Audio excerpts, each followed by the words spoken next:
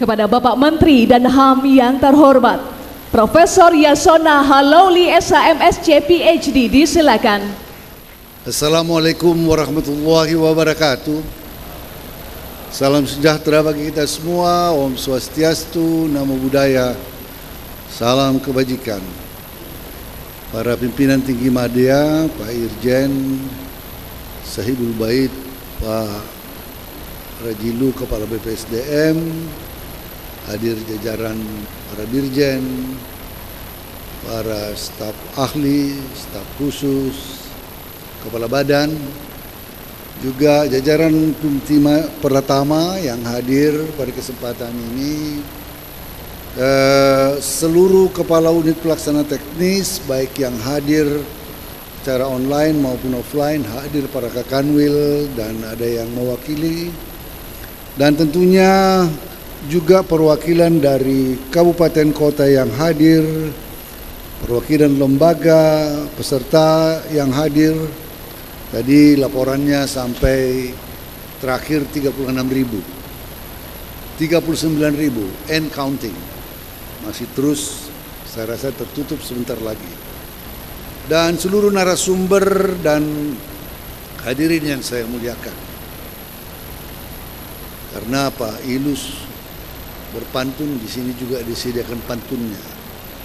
Biasanya Dirjen HAM yang selalu cantik sungguh si anak dara, berbaju kurung kian ceria. Webinar series BPSDM pun telah tiba. SDM berkualitas menyongsong Indonesia Emas 2045. Baik, kita ucapkan puji syukur kepada Tuhan Yang Maha Kuasa karena kasih dan penyertaannya kita dapat hadir dalam acara webinar series yang diselenggarakan oleh BPSDM Hukum dan HAM. Ucapan terima kasih serta apresiasi setinggi-tingginya saya sampaikan kepada Kepala BPSDM dan seluruh jajaran yang telah menggagas acara ini, dan tadi dalam laporannya sudah menyampaikan betapa pentingnya meningkatkan kompetensi. Aplikasi dan buku panduan sudah disiapkan, dan sahabat cerdas, saya selalu mengutip Warren Buffett, 3 hal: kecerdasan, kerja keras atau energi, dan tentunya yang terakhir integrity. Cerdas tentunya memerlukan proses learning. Saya selalu mengatakan keep learning. Untuk mencapai kecerdasan itu tidak boleh stuck, perlu terus memperbaiki diri, perlu meningkatkan kemampuan, belajar, menambah ilmu pengetahuan. Maka apa yang dilakukan pada kesempatan ini dalam rangka meningkatkan kompetensi memang perlu kecerdasan, perlu meningkatkan ilmu pengetahuan. Dan BPSDM telah menggagas webinar series ini dengan baik.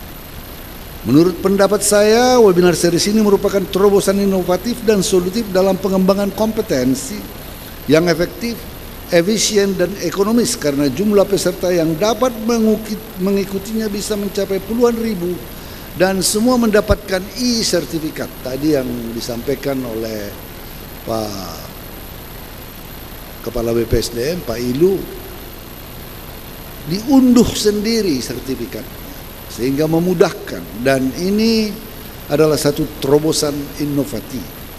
Saya kira Kepala BPSDM bisa mendaftarkannya untuk mendapat rekod muri. Tadi saya katakan kalau sudah segini sudah bisa muri.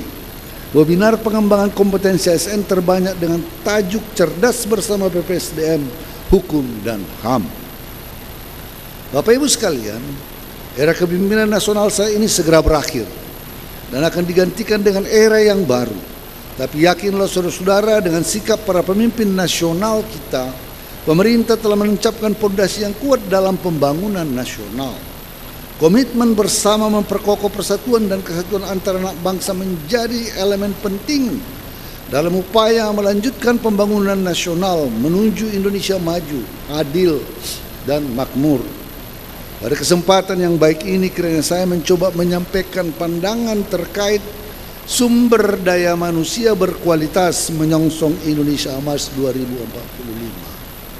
Tidak mungkin kita mencapai kemajuan atau dapat menyongsong Indonesia Emas 2045 tanpa sumber daya manusia yang mumpuni, yang cerdas, tentunya juga didukung oleh etos kerja yang tinggi. Saya baru saja kembali dari China. China itu dalam waktu 30 tahun saja sudah menjadi salah satu negara yang sangat maju, technologically speaking, infrastrukturnya, kereta api cepat hampir di seluruh pelosok tanah airnya, sampai daerah-daerah terpencil, bahkan menuju Laos sekarang. Dan betul-betul sesuatu yang sangat hebat sekali, karena mereka punya SDM yang berkualitas, mempunyai etos kerja yang tinggi. Awal-awal tahun 70-an, awal 80-an, Indonesia masih jauh di atas China. Kita masih jauh di atas. Tetapi dengan ketekunan mereka, dan mereka pada saat saya sekolah di Amerika, itu mereka mengirimkan banyak warga negara China belajar baik di Amerika Serikat dan di beberapa negara lain untuk meningkatkan sumber daya manusianya dengan baik. Maka jika kita ingin menyongsong Indonesia Emas, mencapai Indonesia Emas 2045 dengan target Indonesia akan masuk dalam 10 besar, bahkan 5 besar tingkat perekonomian dunia, maka mau tidak mau kita harus mempersiapkan generasi anak bangsa yang berkualitas, ASN yang berkualitas, ASN yang mempunyai etos kerja yang tinggi. Warren Buffett, energy to work, etos kerja yang tinggi, tidak hanya complaining. Maka saya percaya bahwa jika webinar series ini terus dilakukan meningkatkan kompetensi, mudah-mudahan kita akan dapat menyongsong Indonesia Emas dengan target-target yang telah ditetapkan. Indonesia dengan kekayaan alamnya yang melimpah dan beragam, budayanya yang luar biasa berdiri di ambang perubahan besar. Tantangan untuk mencapai cita-cita besar sebagaimana Indonesia Emas 2045 menggema di setiap sudut negeri ini. Namun di tengah semua ambisi kita, satu hal yang menjadi pondasi utama adalah sumber daya manusia yang berkualitas. Seperti disampaikan oleh Jim Collins, great vision without great people is irrelevant. Jadi visi yang sangat hebat sekalipun tanpa didukung manusia yang hebat is nothing, tidak ada artinya. Ya, visi harus didukung oleh orang-orang yang bersumber daya manusia yang mumpuni. Sumber daya manusia berkualitas bukanlah sekedar impian, melainkan pondasi yang kokoh yang akan membawa bangsa ini melewati segala rintangan dan mengukir prestasi gemilang di masa depan. Presiden Joko Widodo menekankan bahwa pembangunan sumber daya manusia merupakan kunci dalam mewujudkan Indonesia Emas 2045. Tahun 2024, 2029 dan 2034 ini adalah momentum yang sangat menentukan apakah Indonesia bisa melompat maju atau tidak. Apakah kita masih terjebak dalam middle income trap yang sangat sulit kita lampaui itu. Banyak belajar dari beberapa negara Amerika Latin. Middle income trap. Maka untuk itu, suka tidak suka, kalau kita mau mewujudkan bangsa yang besar ini, bangsa yang punya potensi besar ini, maka perkuatan terhadap sumber daya manusia is a must. Ada 3 komponen yang menjadi bagian sumber daya manusia unggul. 1, pengusahaan iptek ilmu pengetahuan dan teknologi, serta peningkatan keterampilan teknis yang relevan dengan perkembangan zaman. 2. Mentalitas dan karakter. Ini yang juga termasuk dalamnya etos kerja. Ditegaskan bahwa karakter kebangsaan yang kuat, karakter yang Pancasilais, moderat, toleran, dan tahu diri, dan tahu mengenai Bhinneka Tunggal Ika juga adalah suatu keharusan. Bangsa sebesar Indonesia dengan keberagaman yang sangat hebat itu, dari budaya, suku bangsa, agama, bahkan bentuk fisik, ya, memerlukan kemampuan menyatukan perspektif bersama, saling asas, saling asuh, toleransi. Maka filosofi kita, semboyan dan moto bangsa Bhinneka Tunggal Ika harus menjadi fundament. Pancasila sebagai filosofi sekronstlaknya bangsa ini mengayomi kebinekaan, mengayomi bangsa yang plural ini menjadi juga sangat penting. Bapak Ibu sekalian, juga kesehatan jasmani. Tanpa kesehatan yang baik, tentu tanpa kondisi yang baik, kondisi fisik yang baik, tentu kita sulit mendeliver pekerjaan dengan baik pula. Bapak Ibu sekalian, SDM berkualitas bukan hanya tentang memiliki kecerdasan akademis yang tinggi, tetapi juga tentang integriti, semangat berjuang dan kepedulian terhadap sesama. Maka berbagai upaya yang perlu diperhatikan dan diupayakan antara lain: 1. SDM berkualitas berarti memiliki pendidikan yang berkualitas pula. Pendidikan yang tidak hanya mengajarkan teori tetapi juga memupuk keterampilan teknis, praktis yang relevan dengan kebutuhan zaman. Pendidikan yang mampu menghasilkan lulusan yang kreatif, inovatif, dan mampu beradaptasi dengan cepat terhadap perubahan teknologi dan lingkungan. Perkembangan teknologi yang sangat cepat kadang-kadang kita gagap. Dari segi yang sederhana saja, teknologi gadget saja yang begitu cepat, belum kita selesai menguasai iPhone 15 sudah meningkat yang lain, belum lagi aplikasi-aplikasi, dan sekarang tantangan dengan artificial intelligence. Tentunya kita harus menyiapkan dalam konteks Kementerian Hukum dan HAM, ASN-ASN kita yang betul-betul berkualitas, kompeten, cerdas, punya skill yang dapat memimpin Kementerian Hukum dan HAM, bekerja untuk Kementerian Hukum dan HAM, seluruh ASN-nya menjadi satu kekuatan yang bisa mendorong, berkontribusi bagi pembangunan bangsa.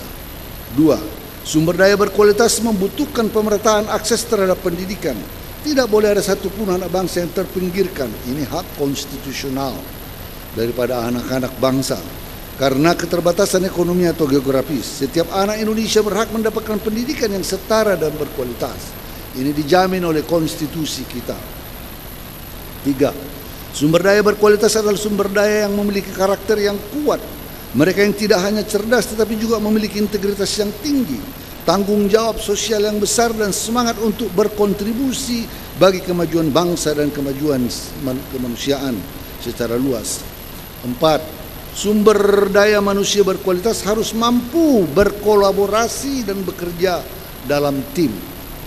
Tidak ada yang mampu berjalan solo. Diperlukan teamwork yang kuat. Seorang pemimpin harus mampu membangun sinergitas, membangun kolaborasi, ya, untuk memajukan gerbong besar itu. Di dunia yang semakin terhubung dan kompleks ini, kemampuan untuk bekerja sama dan membangun sinergi antar individu dan antar kelompok adalah kunci mencapai kemajuan yang berkelanjutan. Serta 5, sumber daya berkualitas adalah mereka yang tidak hanya berfokus pada kepentingan pribadi, tetapi juga memiliki visi yang besar untuk kemajuan bersama. Mereka memiliki semangat untuk terus belajar dan beradaptasi dengan perubahan, serta siap untuk menghadapi tantangan global dengan keberanian dan ketegasan. Bapak Ibu sekalian, sumber daya manusia dari dulu telah menjadi faktor paling dominan dan vital dalam membangun sebuah bangsa dan negara.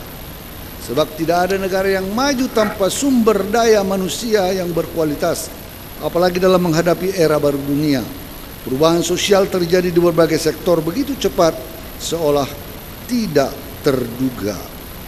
Pakar ilmu bisnis dan kepemimpinan dari Amerika Serikat Warren Bennis dan Bert Nenus menyatakan dunia yang kita hidup sekarang adalah dunia VUCA, yaitu volatility, ketidakstabilan, uncertainty, ketidakpastian, complexity, kompleksitas, dan ambiguity, ketidakjelasan. Artinya di mana perubahan sangat cepat dan tidak terduga, dipengaruhi oleh banyak faktor yang sulit dikontrol, dan kebenaran serta realitas menjadi sangat subjektif.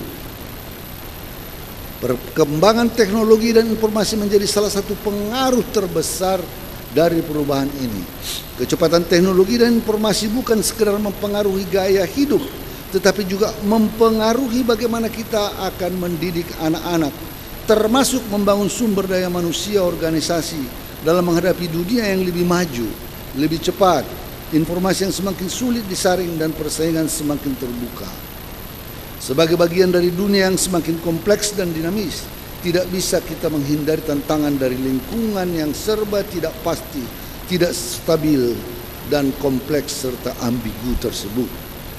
Bapak Ibu sekalian, Kementerian Hukum dan HAM dengan perannya yang penting dalam menjaga kedaulatan hukum dan hak asasi manusia dituntut untuk memiliki sumber daya manusia yang tidak hanya berkualitas dalam pengetahuan dan keterampilan, tetapi juga dalam ketangguhan menghadapi segala tantangan yang muncul.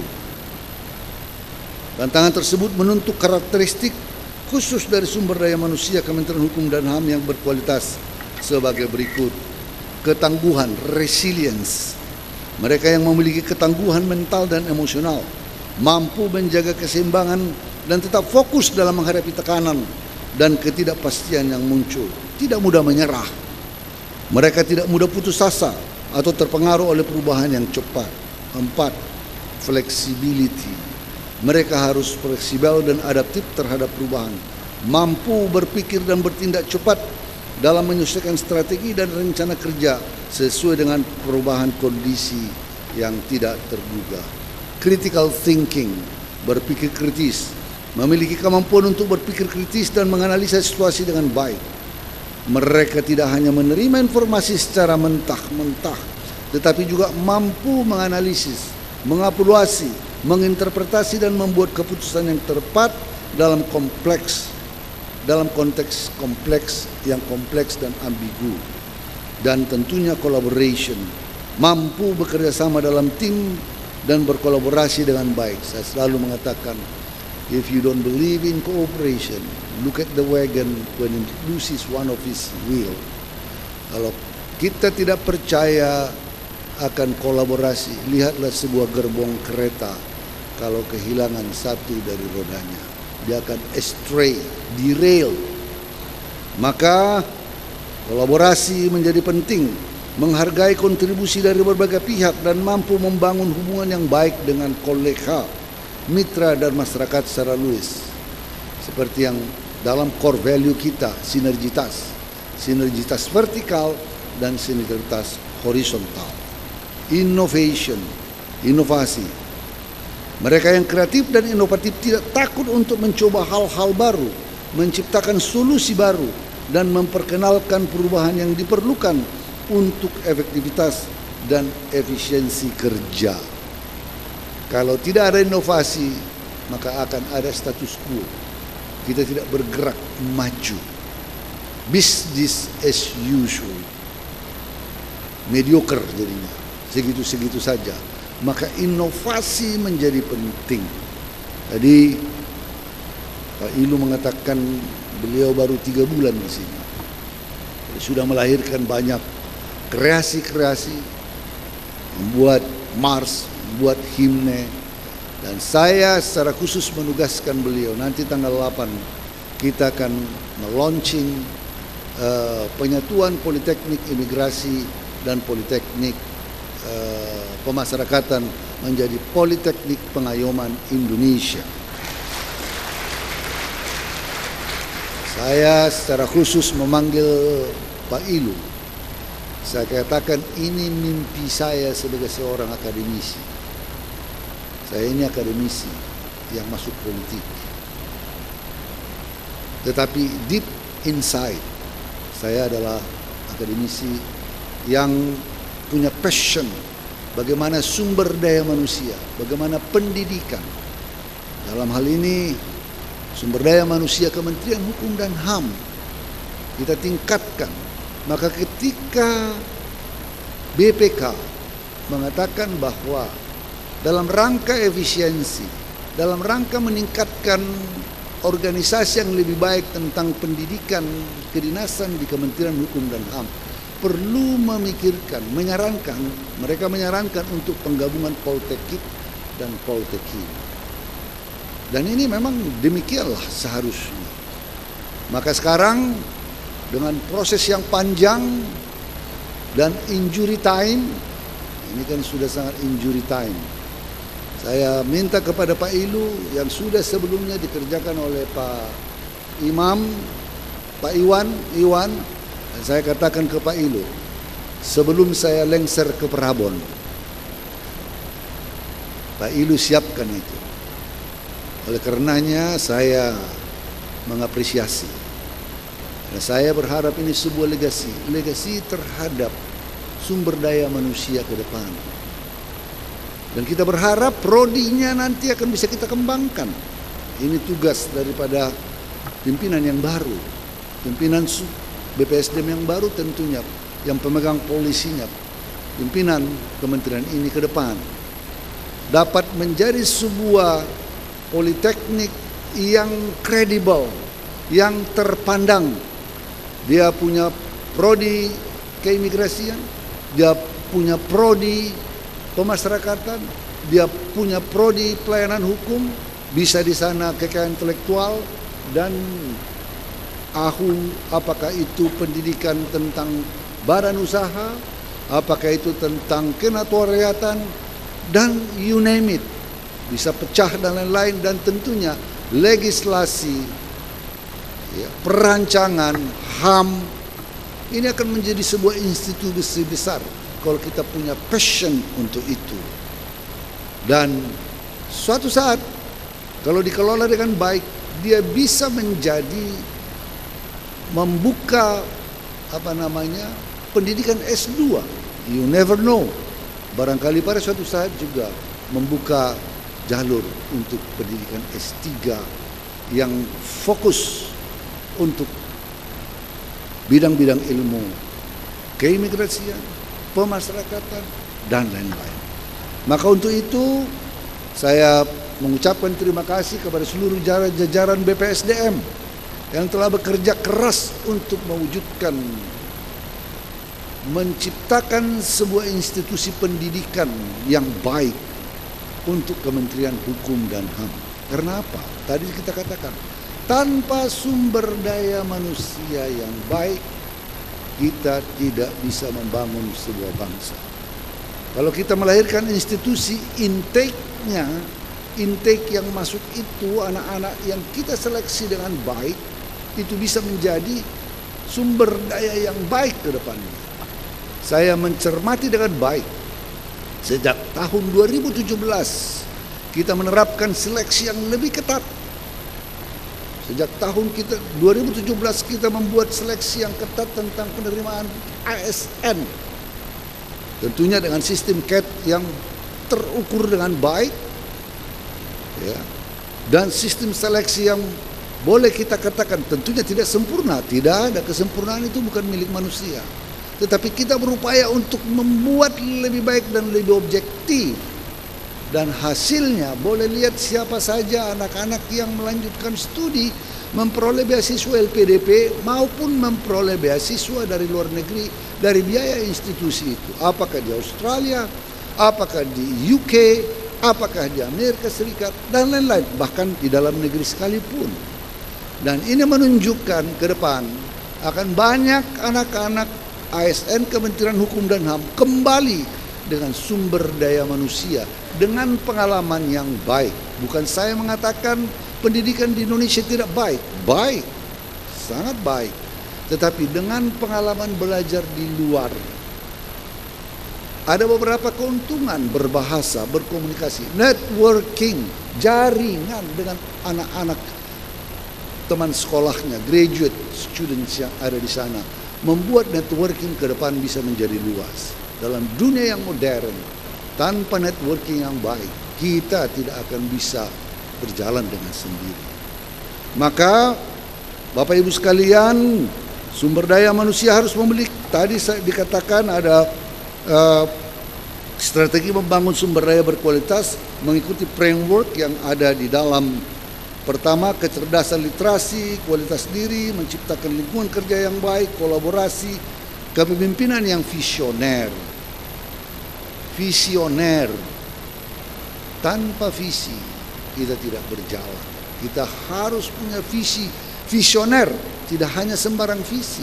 Visioner itu berarti jauh memandang ke depan, membuat rencana jauh ke depan, dan kita mengikutinya dan menyiapkan diri mengikuti visi itu, mewujudkannya dengan misi-misi yang dapat mencapai visi tersebut, dan tentunya didukung dengan sumber daya manusia yang memiliki kecerdasan, memiliki kompetensi diri, keterampilan, pengetahuan, dan sikap yang terus diasah dan diperbaiki.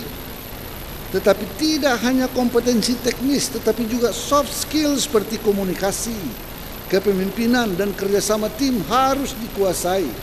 Attitude, cerdas saja kalau tidak mempunyai emotional quotient yang baik.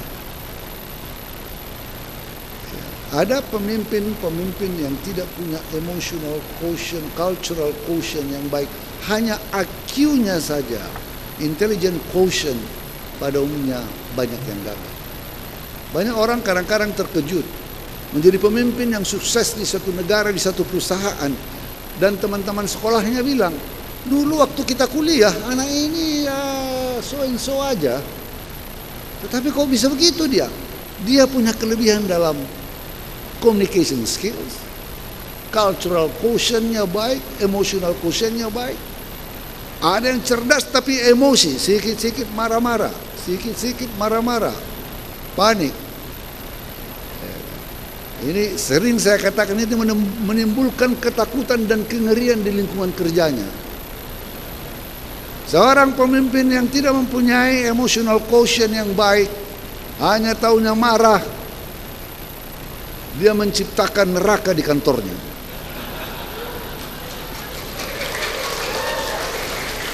Dan tahu kalian apa yang terjadi? Dalam doa para mereka pegawai-pegawai di bawah itu, kapanlah kawan ini dicabut? Ada dua, dicabut dari jabatannya. Lebih parah lagi kalau dicabut oleh ilahi Tuhan yang Maha Kuasa. Jadi be nice. Ya, saya kan selalu mengatakan, to live, to love, to learn, to leave a legacy, to love. Mencintai pekerjaan, mencintai teman, mencintai semua, dan lain-lain. Ini sangat penting di banyak tempat. Kita bisa melihat orang terkejut. Dulu itu waktu kuliah aku yang paling top. Tapi kok dia pula jadi bos aku sekarang, rasain. Ya kan? Skills communication is very important. Juga kejujuran, integritas, ya, kemampuan membangun kolaborasi sangat baik. Ini adalah modal-modal di dalam mencapai suatu tahapan-tahapan sehingga kita bersinar di antara orang-orang lain. Kalau kita solitary, bekerja dengan soliter, hanya kita tahu saja, kita sendiri saja, duduk saja, egonya yang jalan, orang tidak tahu bagaimana kita. Tapi dengan berkomunikasi, dengan membangun jaringan, dengan skills communication yang baik, attitude yang baik, sikap yang baik. Saya baru melihat sebuah video so powerful. Sebuah kata dapat menghancurkan orang, dan sebuah kata dapat membangun orang. Saya kutip saja. Ini mungkin kalian, saya di grup saya bagi. So, kalimat kata adalah sesuatu yang sangat powerful. Dia bisa menginspirasi dan bisa merusak. Bisa menyuruh orang marah, bisa menyuruh orang membunuh. Hanya kata-kata dapat membangun dan dapat merusak. Seorang anak yang sangat mengidolakan ayahnya, tetapi ayahnya adalah seorang yang soliter dan sangat sulit menghargai orang lain. Dia mencoba terus membangun komunikasi dengan ayahnya. Ayahnya so and so saja. Terakhir dia kuliah dengan baik dan terus membangun komunikasi dengan ayahnya adalah orang yang sangat egoistis mungkin. Dia bilang, saya harus membanggakan orang tua saya. Kemudian anak ini dapat straight A's. IP-nya A, straight A's. IP-nya A semua. GPA indeks prestasinya 4. Dia dengan bangganya menelpon ayahnya, Daddy, you know what? I got straight A's. Saya dapat A. Ayahnya dingin aja. Oke. Sorry son, saya sangat sibuk sekali. Itu sebuah kata itu menghancurkan anak itu. Dia sudah berupaya keras sekali, tetapi dengan sebuah kalimat itu dia hancur. Dan dia menjadi orang yang tidak peduli. Worse, menjadi alkoholik dan narkoba. Seorang temannya mengatakan, kamu menghancurkan dirimu sendiri. Kenapa kamu? Kenapa kamu begini? Kamu yang begini. Kalau orang yang saya cintai dan saya banggakan saja tidak peduli dengan saya, apa arti hidup ini? Apalah gunanya saya hidup? Overdosis, kemudian datang temannya mengunjunginya di rumah sakit, coba dibantu. Kok hanya sebuah seorang pemimpin negara dapat membuat beberapa negara berantakan perang hanya dengan ucapan yang tidak wise dari sebuah pemimpin. Maka kemampuan berkomunikasi, kemampuan menyatakan sesuatu, kemampuan mempunyai social communication yang baik, cultural quotient-nya, social quotient-nya, skills yang baik dalam berkomunikasi itu adalah penting, karena kata-kata bisa merusak seorang anak. Kalau seorang anak di rumah hanya mendengar kata makian dan cacian, maka anak ini tidak akan pernah bertumbuh menjadi orang yang mengasihi. Bahkan anak yang akan potensial destruktif di kemudian hari. Kata. Maka untuk itu saya mau sampaikan, para pemimpin-pemimpin juga dalam berkomunikasi dengan bawahan.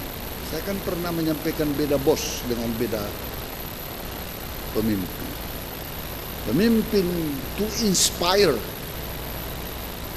Kalau bos hanya memerintah, go, go, go, tidak menginspire. Dengan menginspire, kalau kita mau menginspire berarti kita menguasai, punya skill sehingga menginspirasi jajaran kita. Oh. Bukan egoistik, aku kalau berhasil. Kalau salah, kamu. We, kita. Let's go. Mari kita sama-sama kerja. Maka hal ini menjadi penting dan menjadi hal yang penting sekali dalam tidak hanya kecerdasan, tidak hanya intelligent quotient, juga power, etos kerja, integrity, peduli, kemampuan berkomunikasi adalah hal-hal yang perlu dibangun. Itu sebabnya ada sekolah John Robert Powers. Kalau enggak, untuk apa John Robert Powers bikin kemampuan berskill berkomunikasi? Capek-capek orang membuat sekolah-sekolah seperti John Robert Powers, penampilan apa. Karena dalam dunia yang realistis, dunia yang nyata, kemampuan-kemampuan skill seperti ini menjadi penting. Bapak Ibu sekalian, beberapa negara lain menggambarkan betapa pentingnya sumber daya berkualitas, tidak hanya memperhatikan aspek kompetensi pengetahuan dan keahlian yang handal saja, melainkan karakter seperti Jepang. Jepang maju dengan karakter yang sangat kuat dan tetap dengan budayanya yang kuat, dengan sopan santunnya yang kuat. Orang Jepang tidak segan-segan menunduk dan membuat salam. Sangat sopan. Kalau kita ke Jepang, dan kadang-kadang memang sangat etnosentris, bahasa di Jepang itu Jepang semua, Inggrisnya susah, kata-katanya, huruf-hurufnya juga huruf-huruf Jepang semua. Tetapi mereka punya karakter. Bom Hiroshima tidak mampu meluluh lantakkan kotanya, tetapi mereka bangkit dengan hebat sekali. Sama dengan China.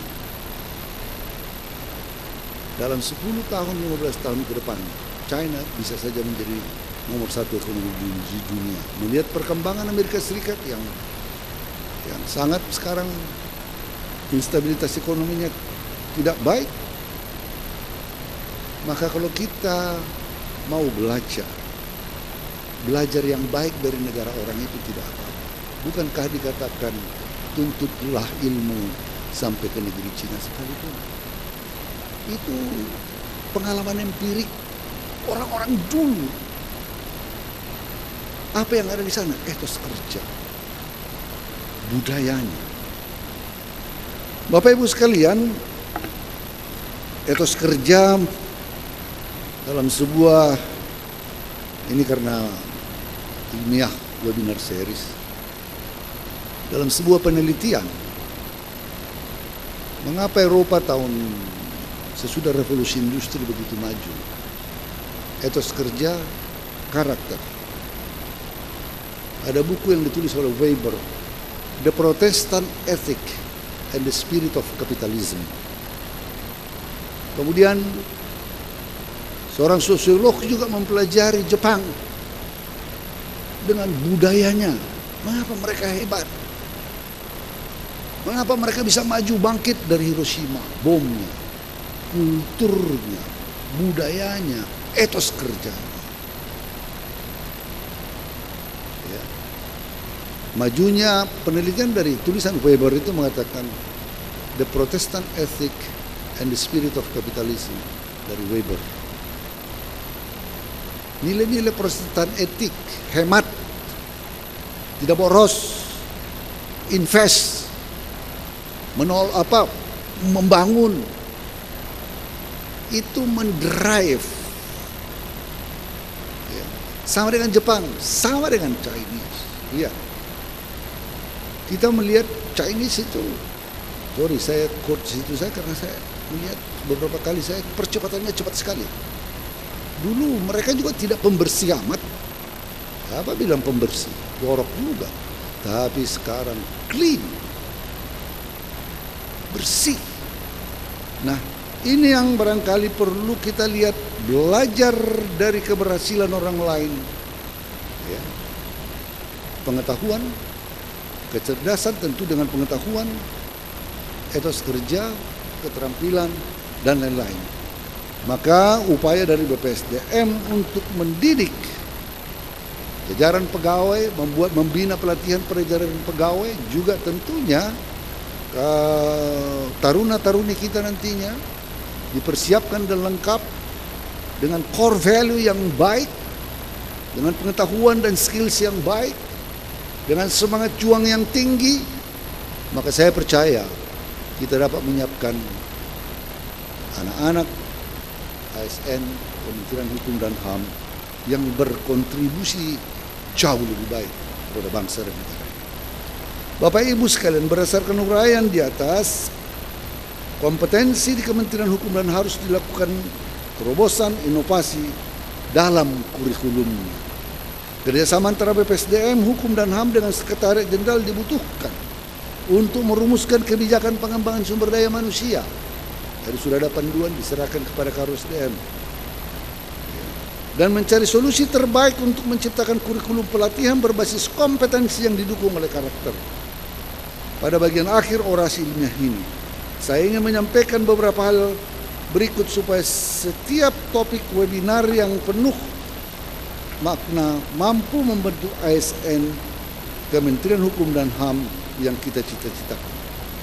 Saya memerintahkan kepada seluruh ASN Kementerian Hukum dan HAM untuk mengikuti webinar series ini sebanyak 8 kali untuk memenuhi pengembangan kompetensi dan meningkatkan indeks yang pada ujungnya nanti 3 indeks tadi akan membuat indeks birokrasi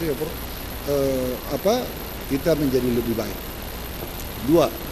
Program webinar series ini perlu dilanjutkan di tahun-tahun ke depan oleh setiap ASN Kementerian Hukum dan HAM sehingga pengembangan kompetensi melalui pembelajaran secara terus-menerus dapat tetap relevan dengan tuntutan organisasi. Saya katakan selalu, keep learning, keep innovating, keep working.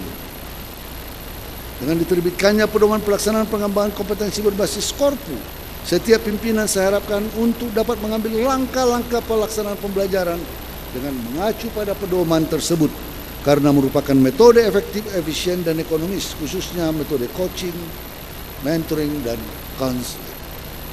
Untuk mengoptimalkan pembelajaran melalui pelatihan singkat mandiri secara online yang merupakan salah satu fitur dari aplikasi e-kompetensiku, dibutuhkan penambahan modul-modul tematik sesuai dengan tusi masing-masing unit eselon 1.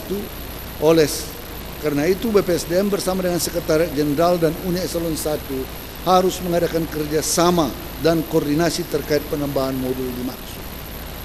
KI, AHU, perancangan, dan lain-lain.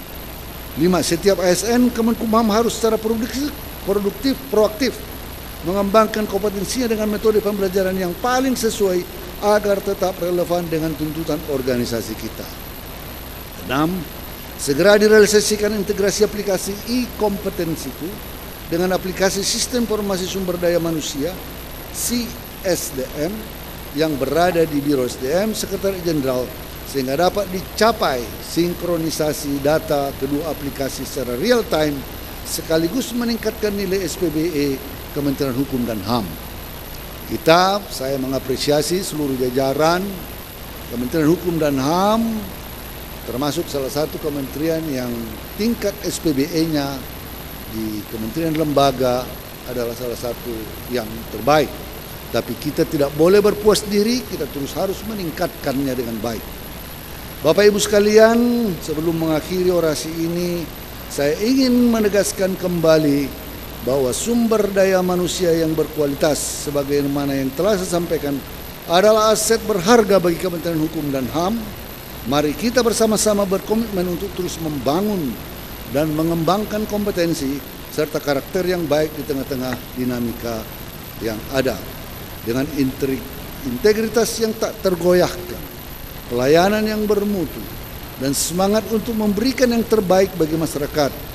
Kita akan menjadi kekuatan positif dan energik dalam membangun Indonesia Emas tahun 2025.